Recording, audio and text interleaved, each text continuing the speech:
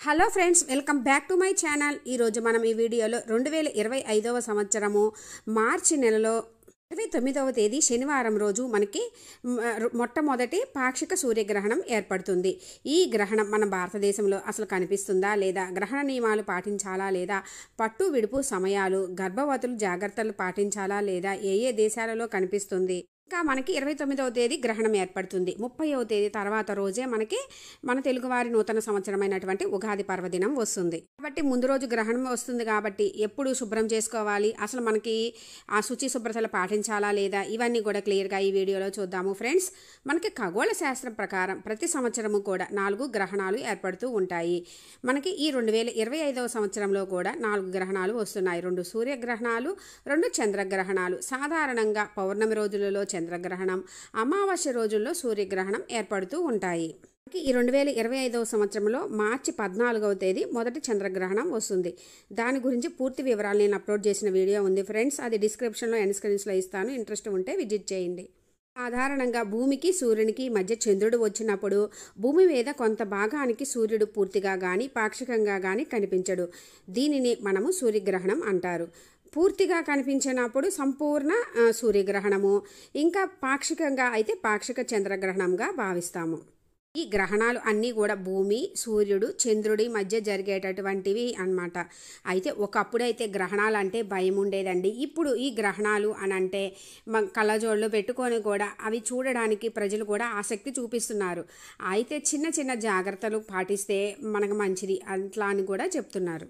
మనకి 2025వ సంవత్సరం మార్చి 29వ తేదీ శనివారం రోజు అంటే ఫాల్గుణ అమావాస్య రోజున మొదటి సూర్యగ్రహణము పాక్షిక సూర్యగ్రహణంగా ఏర్పడనుంది. ఈ గ్రహణము రాహుగ్రస్త పాక్షిక సూర్యగ్రహణంగా ఏర్పడనుంది. ఇక పట్టు విడుపు సమయాలు చూసుకున్నట్లయితే మార్చి 29వ తేదీ శనివారం రోజు మధ్యాహ్నం 2:20 నుండి సాయంత్రం 6:13 వరకు మనకి ఈ గ్రహణం ఉంటుంది. అయితే ఈ గ్రహణం మన భారతదేశంలో కనిపిస్తుందా లేదా అంటే మన భారతదేశంలో అస్సలు కనిపించదండి. మన భారతదేశంలో అసలు కనిపించదు కాబట్టి మనకి ఎటువంటి పట్టు విడుపు సమయాలు కానీ, గ్రహణ నియమాలు కానీ, గర్భవతులు జాగ్రత్తలు తీసుకోవడమేనా, నియమాలు పాటించడం అవి అయితే ఎటువంటివి ఏమీ చేయనక్కర్లేదు, మనకు లేదు కాబట్టి మనకి ఎటువంటివి కూడా వర్తించవని మన పండితులు చెబుతున్నారు. అయితే ఇక్కడ ఒక విషయం అండి, మనకి సూర్యగ్రహణము అంటేనే రేడియేషన్స్ ప్రభావము చాలా ఎక్కువగా ఉంటుంది కాబట్టి ప్రెగ్నెంట్ లేడీస్ ఆ టైము, అందులో అది మధ్యాహ్నం టైమే కాబట్టి బయటికి వెళ్లకుండా ఇంట్లోనే చక్కగా పడుకొని ఉంటే కూడా మంచిది. ఇది అందులో ఇక ఎండాకాలం కూడా ఇంకా మధ్యాహ్నం గ్రహణం టైంలో ఆ టైంలో ఎందుకండి బయటికి వెళ్ళడం, ఏదైనా మన మంచికే అనుకొని కొంచెం సేపు ఇంట్లోనే పడుకొని ఉండండి. అంటే బిడ్డకి తల్లికి కూడా మంచిది. మనకి లేదు కానీ ఆ రేడియేషన్స్ ప్రభావం అయితే ఉంటుంది కాబట్టి బయటికి వెళ్ళకుండా ఉంటే మంచిది.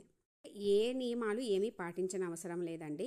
ఇక మనకి ఈ గ్రహణం కనిపించేటటువంటి ప్రదేశాలు ఏమిటి అంటే Bermuda, Portugal, Canada, USA, Morocco, Greenland, Ireland, France, England, Belgium, Netherland, Faroe దీవులు, Germany, Denmark, Norway, Sweden, Russia, Hungary, Italy, Poland, Romania, Ukraine, Venezuela, Vatican City మొదలగు దీవులలో ఈ గ్రహణం కనిపిస్తుంది. ఈ గ్రహణం కనిపించేటటువంటి ప్రాంతాలలో గర్భిణీ స్త్రీలు పట్టు విడుపు సమయాలు కానీ, ఈ జాగ్రత్తలు కానీ అన్నీ పాటించాలండి. అలాంటప్పుడు మనకి ఈ గ్రహణ ప్రభావం పడకుండా తల్లి బిడ్డ కూడా క్షేమంగా ఉంటారు.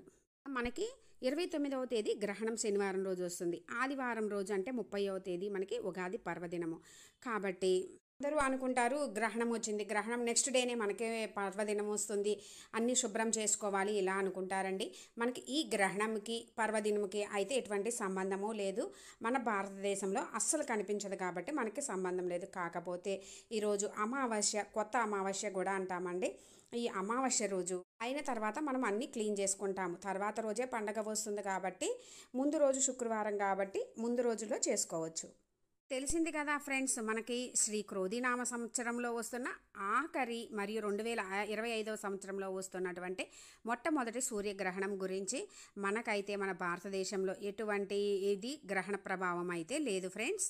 ఈ వీడియో మీకు కొంచెమైనా యూజ్ అయినట్లు అనిపిస్తే లైక్ చేయండి, షేర్ చేయండి, కామెంట్ చేయండి, సబ్స్క్రైబ్ చేసుకోండి. పక్కనే ఉన్న బెల్ ఐకాన్ క్లిక్ చేసినట్లయితే నేను అప్లోడ్ చేసిన ప్రతి వీడియో కూడా మీకు నోటిఫికేషన్ వస్తుంది ఫ్రెండ్స్. గ్రహణ సమయంలో ప్రెగ్నెంట్ లేడీస్ చిన్న చిన్న జాగ్రత్తలు తీసుకుంటూ తల్లి బిడ్డ క్షేమంగా ఉండాలని కోరుకుంటున్నాను ఫ్రెండ్స్. Thanks for watching.